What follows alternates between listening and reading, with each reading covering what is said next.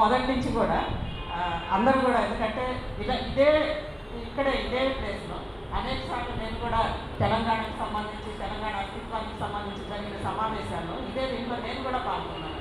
అది కేవలం అంటే గీత జర్నలిస్టులు అంటే ఏదో ప్రాంతానికి సంబంధించి ఇంకో ప్రాంతమైన జర్నలిస్టులు వస్తే మన ప్రాంత అస్తిత్వాన్ని వాళ్ళు దెబ్బతీయడమే పనిగా ఉంటారనేది నేను కొంతవరకు ఒప్పుకుంటా, కానీ పూర్తిగా అదైతే కాదు. ఎందుకంటే 2001 నుంచి కూడా మేము తెలంగాణ ఉద్యమం చూసాము. అంతకంటే ముందు తెలంగాణ తొలి దశ ఉద్యమంలో పాల్గొన్న కుటుంబాల నుంచి వచ్చాము కాబట్టి ఆ ఆకాంక్ష మాకందరికి కూడా చాలా ఎక్కువగా ఉంటుంది. మీతో సమానంగా ఉంటుంది. ఖచ్చితంగా అందులో ఉద్యమాకాంక్షలు మాకు అంతకంటే ఉంటాయి. అస్తిత్వాన్ని గుర్తించే ఒక విజ్ఞత కూడా మాకు ఉంటుంది. ముఖ్యంగా అంటే దీనికి సంబంధించి సరే ఇది పర్సనల్ ఇది చూసారు. ప్రధానంగా ఇక్కడ మీడియా అండ్ పాలిటిక్స్ ఈ రెండింటి మధ్యలో కూడా మీరు ఇచ్చారు కదా, తెలంగాణలో మీడియా పరిణామాలు పర్యవసానాలు. ఖచ్చితంగా దీని గురించి అందరం కూడా చర్చించాలి.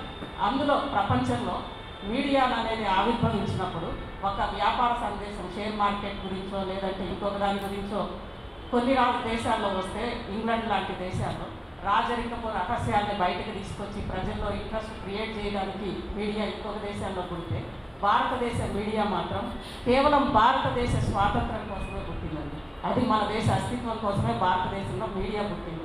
అందుకే భారతీయ మీడియాకి ఎప్పుడు కూడా భారతదేశంలో జర్నలిజంలో పనిచేసే భారత మీడియా సంస్థల్లో పనిచేసే జర్నలిస్టులు అందరూ కూడా ప్రజల ఆకాంక్షలు irrespective of reason or caste, అది ఇప్పుడు నేను చెప్తే కొంచెం అత్యాశక్తిగా ఉంటుంది ఈ రోజున్న పరిస్థితుల్లో. ఎందుకంటే మనందరం కూడా ఏదో ఒక దశలో ఏదో ఒక వివక్షలు అనుభవించిన వాళ్ళమే. వీటన్నిటికీ అతీతంగా ఖచ్చితంగా దేశ స్వాతంత్రం అనే ఒక మహోద్దేశంతో భారతదేశంలో మీడియా ఉంటుంది. ఆ తర్వాత సమాజంలో ఉన్న అంతరాలన్నీ తొలగించాలి అని చెప్పి సమాజం కోసం కూడా ఆ రోజు మీడియా కృషి చేసింది. ఇదంతా కూడా జర్నలిస్టులే ఎక్కడ ఏ మూల. ఎందుకంటే ఈవెన్ పెట్టిన అంటే క్యాపిటలిస్టిక్ సంస్థల్లో ఉన్నప్పటికీ కూడా ప్రజల ఆకాంక్షల్ని మన ఉద్యోగాలు పణంగా పెట్టి తీసుకెళ్ళాము. లేదంటే ఖచ్చితంగా ఏదో ఒక స్పేస్ దొరకడానికి ఎన్నో ఒక రకాలుగా అది మ్యానిపులేట్ చేయడం అయితే ఏంటి ఏదైనా చేసి ఖచ్చితంగా ప్రజల ఆకాంక్షల్ని వినిపిస్తూనే ఉన్నాము. దాంట్లో భాగంగానే తెలంగాణ ఉద్యమం వచ్చింది. ఉద్యమ సందర్భంగా కూడా ఆ రోజు సరే మీడియా ఒక ప్రాంత పెట్టుబడిదారుల చేతుల్లో ఉంది అని అనేది అందరూ కూడా భావించారు. ఆ సందర్భంగా ఉద్యమాన్ని ఇచ్చే క్రమంలో కూడా ఎవరు అంటే పెట్టుబడిదారులు మీడియా అనేది ప్రజల కోసం ఇవ్వరు కదండి. వాళ్ళ ఆకాంక్షలకు అనుగుణంగానే వాళ్ళ ప్రయోజనాలకు అనుగుణంగానే ఖచ్చితంగా వాళ్ళ వార్తలు ఇస్తారు.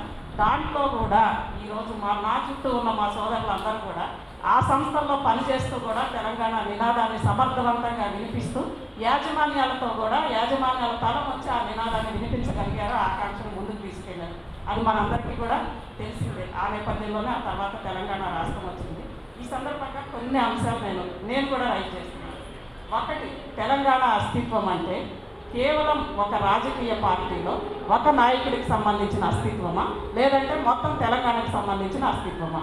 అదేవిధంగా మీరు బనకచెర్ల గురించి పోలవరం గురించి ఇలాంటి వాటి మీద ఎత్తారు. ఎస్, నేను అగ్రి. ఖచ్చితంగా బనకచెర్ల తెలంగాణ ప్రాంతానికి నష్టం చేస్తున్నప్పుడు, ఈ ప్రాంతం నుంచి వార్తలు ఇస్తున్నప్పుడు ఖచ్చితంగా ఈ ప్రాంతానికి ఏ ప్రాజెక్ట్ అయితే అన్యాయం జరుగుతుందో, ఏ అంశం అన్యాయం జరుగుతుందో దాన్ని మీడియా ఈ ప్రాంతంలో ఉన్నప్పుడు ఈ ప్రాంత ప్రజల మనోభావాలను కానీ ఈ ప్రాంత ప్రజల అవసరాలని ప్రయోజనాలని దృష్టిలో పెట్టుకునే మీడియా ఇవ్వాలి. బనకచెర్ల అయితే ఏంటి, లేదంటే ఈవెన్ భూములకు సంబంధించి ఫార్మాసిటీలు, లేదంటే ఈ భూములు కానీ ఏ అంశాలైనా ఈవెన్ పెట్టుబడులు వచ్చేప్పుడు ఇక్కడ ఏదైనా ప్రాజెక్ట్ వచ్చినప్పుడు దీనికి వ్యతిరేకంగా చేయడం ద్వారా ఇంకొక రాష్ట్రానికి తరలి వెళ్ళే విధంగా ఇవన్నీ కూడా చేయకూడదు ఖచ్చితంగా దీనికి సంబంధించి. కానీ ఇక్కడ ముఖ్యంగా దీనికి సంబంధించి ఫస్ట్ మహాన్యూస్ అని మీరు అన్నారు కాబట్టి మా వైపు నుంచి నేను కొన్ని క్లారిటీస్ ఇస్తాను. ముఖ్యంగా ఈరోజు ప్రింట్ మీడియా నుంచి ఎలక్ట్రానిక్ మీడియా వచ్చిందండి. అందరం ప్రింట్ మీడియాలో పనిచేసాము, ఆ తర్వాత ఎలక్ట్రానిక్ మీడియాలో పనిచేసాము. ప్రింట్ మీడియాలో విషయం మీద మనం సమగ్రంగా రాస్తే, పూర్తిగా రీసెర్చ్ చేసి రాస్తే, ఎలక్ట్రానిక్ మీడియాకి వచ్చేసరికి సెన్సేషనలిజాన్ని తీసుకొచ్చాం. ఆ సెన్సేషనలిజంలో భాగంగా కూడా కనీసం ఒక 10 లైన్లన్నా కూడా సెన్సేషనలిజం వైపుగా రాసేవాళ్ళం. కానీ ఆ తర్వాత ఈరోజు డిజిటల్ మీడియా వైపు వచ్చినప్పుడు పూర్తిగా జర్నలిజం అనేది తమ్మునీల్ జర్నలిజంగా మారిపోయింది. ఆ తమ్మునీల్ జర్నలిజంలో ఒక పెద్ద వ్యవస్థలో ఇక్కడ ఉన్న జర్నలిస్టులందరికీ కూడా తెలుసు, ఛానళ్లలో ఒక్కొక్కసారి అందులో కొన్ని ఛానల్స్లో ఇప్పుడు రెండు రకాలు ఉంటాయండి. మనకి మీడియా సంస్థల్లో కూడా 2 రకాలు ఉంటాయి. ఎడిటోరియల్ పాలసీలో పూర్తిగా రిజిడ్గా ఉండే సంస్థలు ఉంటాయి. అదేవిధంగా చాలా లిబరల్గా అంటే అన్నీ కూడా కట్టడి చేసి ఒక ఏమంటారు మెకానిజం, ఒక ఫ్లో ఉంటుంది కదా కింద నుంచి కూడా ఎడిటోరియల్ ఫ్లో.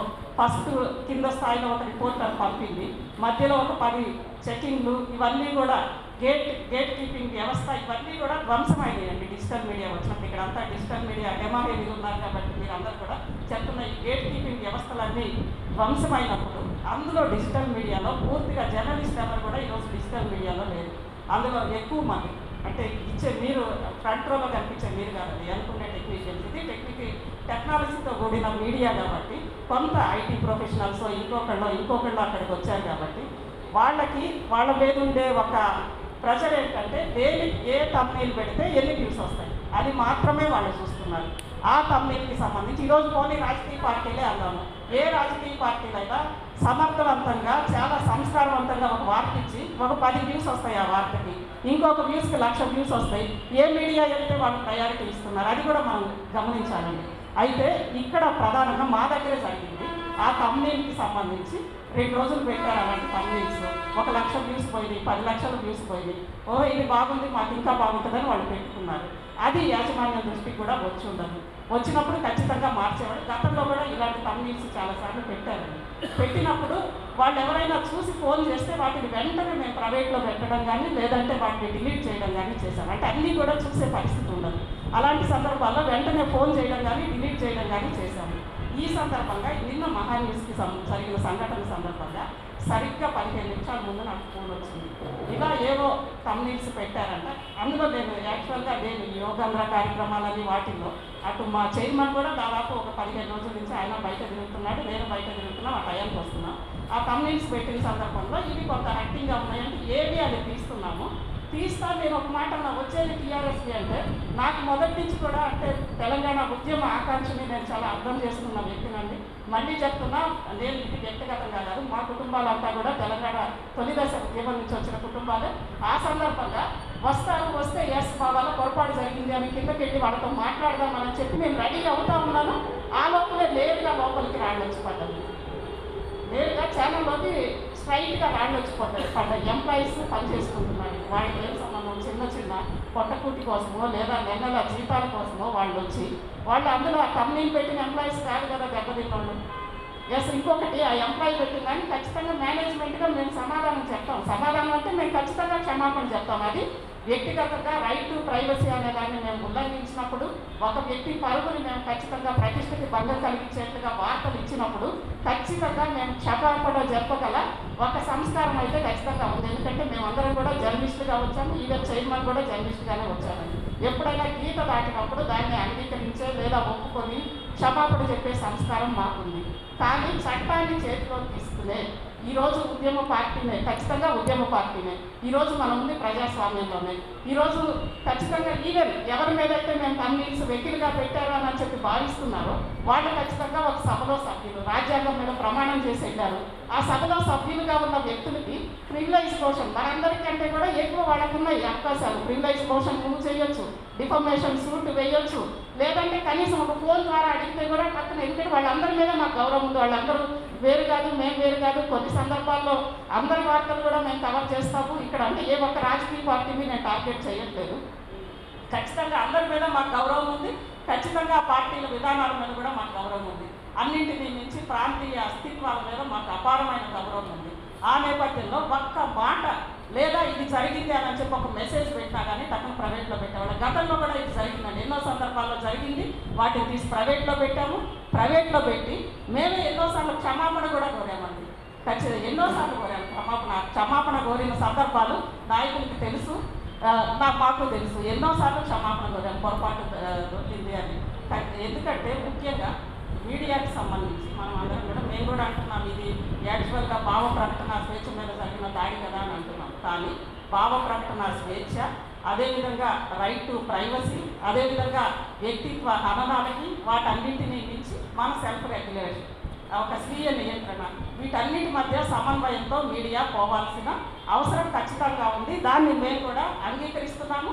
ఖచ్చితంగా అందరం కూడా అదే దిశలో పోవాలి అని అనేది ఎవరైనా సరే ఒక్క వ్యక్తికో లేదా ఒక వ్యక్తికి మీద వ్యక్తిత్వ హననం జరిగినప్పుడు అది ఒక్కటి అంటే అందరు వ్యక్తులు సమానమే. ఎవరికి వ్యక్తిత్వ ఆ రోజు నుంచి కూడా ట్రోల్స్ నేను చూస్తున్నా, కింద చూస్తుంటే ఈవెన్ నా మీదే నేను మాట్లాడిన వీడియో కింద చాలా గందరగోళంగా మా కుటుంబాలు ఉంటాయి కదా, అఫ్కోర్స్ మా కుటుంబాలు ఉందని మేము అలాంటి మేము లెక్క చేయము. అంటే వ్యక్తిత్వ హననాలకు సంబంధించి నేను ఇక్కడే ఛాలెంజ్ చేయట్లేదు. ఎందుకంటే ఒక మహిళ నేను మహిళని ఫస్ట్ టైం అంటున్నా. జనరల్గా నేను జర్నలిస్ట్గానే ఉన్నా, అందరి మధ్యలో కూడా ఇప్పుడు జర్నలిస్ట్గానే ఉన్నా. మాకు సంబంధించి లేనిపోని చాలా దరిద్రాలన్నీ కూడా అంటకంటే అక్కడ రాసినా కానీ ఒక జర్నలిస్ట్గా ఈ ఫీల్డ్లోకి వద్దాము అని అనుకున్నప్పుడు ఒక మంచి అంటే ఉమెన్ ఫ్రంట్ రోల్లో అవకాశం ఉండదేమో అనుకున్న ఫీల్డ్లోకి రావాలని అనుకున్నప్పుడు వీటన్నింటినీ కూడా మేము ఊహించే వచ్చాం. కాబట్టి ఇవన్నీ కూడా మేము లెక్క చేయము. బట్ ఎవరికైనా వ్యక్తిత్వ హననాలు అనేది ఎవరికైనా ఉన్నాయి. డిజిటల్ మీడియా ద్వారా ఎవరు వ్యక్తిత్వ హననం చేసినా ఖచ్చితంగా దాని మీద కఠినమైన చర్యలు తీసుకోవాలి. ఈరోజు ఇప్పుడు కూడా అడుగుతున్నాం. మేము పెట్టిన కంపెనీలు సరే 5 నిమిషాల్లోనే పెట్టాము, నేను కిందకు వచ్చి మాట్లాడదాం అనుకున్నా. నేనంటే ఇలాంటి టైపు నిరసనని నేను అసలు ఊహించలేదు. బయటకు వచ్చి వాళ్ళు నిరసన చేస్తారు, కిందకెళ్ళి మాట్లాడతాము, మనస్ఫూర్తిగా క్షమాపణ చెప్తామని అనుకుంటున్నాను. కానీ అసలు క్షమాపణ చెప్పే అవకాశం ఏంటి? టకటక లోపలికి ఆ రాళ్ళు వేయడం ఏంటి, కెమెరా ట్రైపాడ్లు తీసుకొని ఆ లోపలికి రావడం ఏంటి, ఇదంతా కూడా మనం సమర్థిద్దాము. ఆ రాజకీయ పార్టీకి అదేవిధంగా ఇలాంటి అంటే మీడియాకి సంబంధించిన గీత ఖచ్చితంగా చేయాల్సింది. అది మాదైనా మీదైనా ఇంకొకటైనా ఇక్కడున్న ఏ మీడియా అయినా సరే రాజకీయ పార్టీకి మీడియాకి ఉన్న మధ్యలో సన్నని గీత. జర్నలిస్టులకి రాజకీయ పార్టీకి జర్నలిస్టులు అందరూ కూడా ఒక ప్రాంతం గురించో తాము ఎక్కడి నుంచి వచ్చామో దాని గురించో దేని గురించి అయినా ఉద్యమించవచ్చు. జర్నలిజం అనేది సమాజంలో ఒక రకంగా ఒక అభివృద్ధి కోసం మనందరం కూడా సమాజాన్ని మంచి సమాజ నిర్మాణం కోసం మనం ఈ ఫీల్డ్లోకి వచ్చాం. కాబట్టి మనం ఏ సమాజానికి ప్రాతినిధ్యం వహిస్తున్నామో ఆ సమాజాన్ని ముందుకు తీసుకెళ్ళడానికి మనందరం కూడా పోరాడవచ్చు. కానీ ఒక రాజకీయ పార్టీతోనే మనం ఆ పోరాటం చేయాలా? ఇది అంటే నేను ఇక్కడ మళ్ళీ ఇంకా ఆ రాజకీయ పార్టీకి నేనే వ్యతిరేకం కాదు. కానీ ఖచ్చితంగా మరోసారి కూడా చెప్తున్నాం, కంపెనీ తప్పు జరిగింది. కానీ దాని మీద ఇలాంటిది మనం ఇచ్చే మెసేజ్ ఏంటి, ఈ దాడి అనేది ఏంటి, ఈ వీటి మధ్యలో మూడింటి మధ్యలో మీడియాకి ఖచ్చితంగా ఈ స్వీయ నియంత్రణ అనేది మీడియాకు ఉండాలి.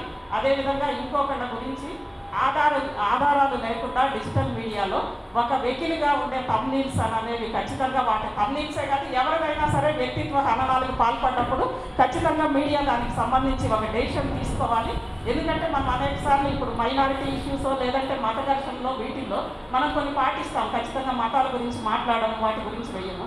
ఇలా ఈ వ్యక్తిత్వ హననాలకు పాల్పడ్డప్పుడు కూడా వాటికి సంబంధించి మనం ఖచ్చితంగా ఒక రెగ్యులేషన్ అనేది ఇక్కడి నుంచే నియంత్రణ ఎలా ఉండాలి అనేది మీడియాకి బాధ్యత ఉండాలి. దాంతోపాటు ఇక్కడ నేను మీరు విజయ్ గారు అన్నదానికి కానీ లేదా ఇంతకు ముందు మాట్లాడిన మన అందరితో కూడా నేను ఏకీభవిస్తున్నాను. ఇందులో ప్రధానంగా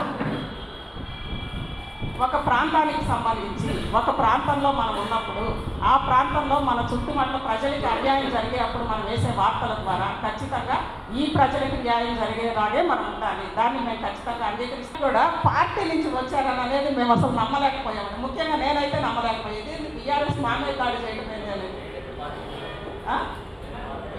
మీరు కదండి, మేమైతే నమ్మలేకపోయాము. ఎందుకంటే ఇది మీరందరూ కూడా మీరు చేసిన తీర్మానం అనుకుంటా 2009 జేఏసీలో చేస్తున్న తీర్మానం హింసాత్మక ఉద్యమంలో హింసాత్మక పదాలు వద్దు అని చెప్పి దానికంటే ముందు మేమందరం కూడా ఎప్పుడు అంటే మరీ అంత వాళ్ళని ఏదో ఏమంటారు ఒక బీఆర్ఎస్ పార్టీ వ్యతిరేకులుగానో ఇంకొకరికి అనుకూలంగానో మేము ఎప్పుడు లేమండి. అలాంటిది అసలు అందులో బీఆర్ఎస్ మేము తప్పు చేసినా వాళ్ళు వస్తారని మేమైతే ఎప్పుడు కూడా అంటే బీఆర్ఎస్ పార్టీ ఇలాంటి కార్యాచరణకు పిలుపునిస్తుందని అయితే మేము ఊహించలేదు, ఊహించలేదు జరిగింది.